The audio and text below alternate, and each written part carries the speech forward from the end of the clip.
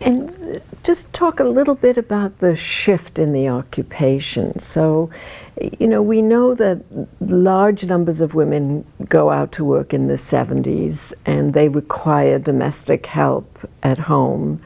That domestic workers now, at least in theory, come under the Fair Labor Standards Act and therefore have some protection.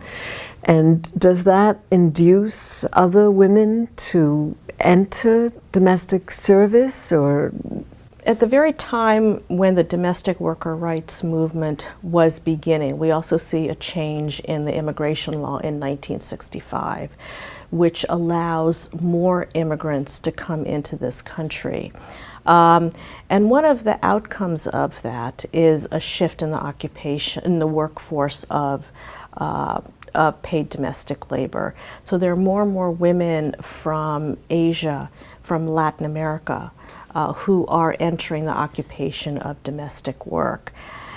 So even as African American domestic workers are organizing, there are fewer and fewer African American women in the occupation of domestic work. This is also a time when civil rights laws are being passed and African American women have more opportunities outside the occupation of domestic work.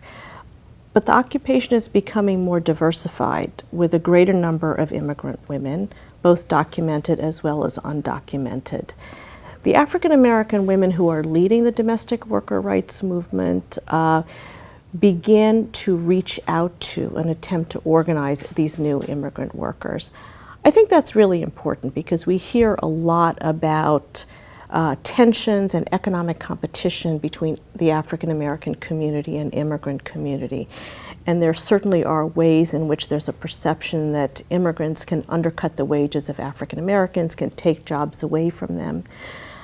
But the African American domestic worker leaders actually attempt to build a broad-based movement. And they say that if in fact we're going to overcome the fundamental exploitation of domestic workers, we have to include all women in our larger movement. And yet, at this point, would you estimate that the largest number of nannies and people working in private households are immigrant women who come from abroad to take those jobs in order, most of the time, to help their families back home? Absolutely. By the early 1970s, the vast majority of domestic workers are immigrant women. And so the proportion of African American women in the occupation is shrinking dramatically. Many of the immigrant women who are coming in are transnational migrants. They're very often mothers themselves. They are sometimes leaving their children in their home countries and sending money back to their home countries to support their children. And this is a trend that we see rapidly expanding after the 1970s.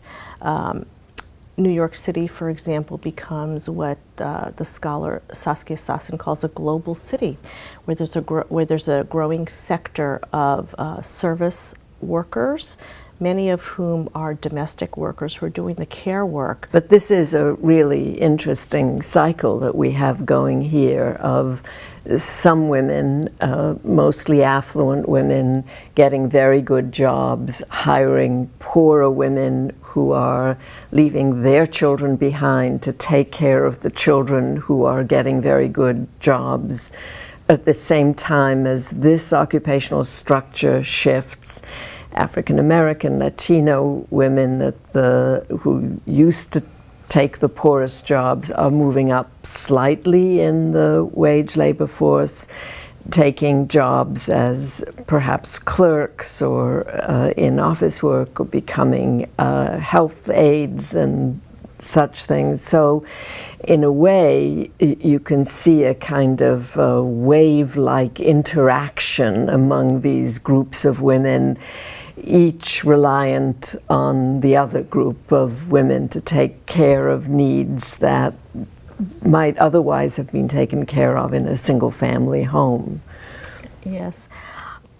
You know, I think one of the lessons we can draw from the women's movement of the 1960s is precisely the divisions among women. and the ways in which the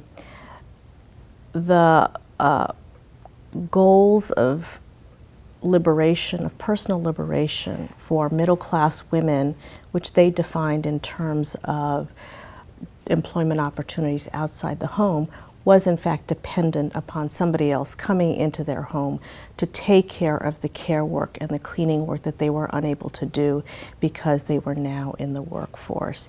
And so there's a real contradiction there in terms of the ways in which we think about the larger goals of feminist liberation, and something that I think feminists have to grapple with.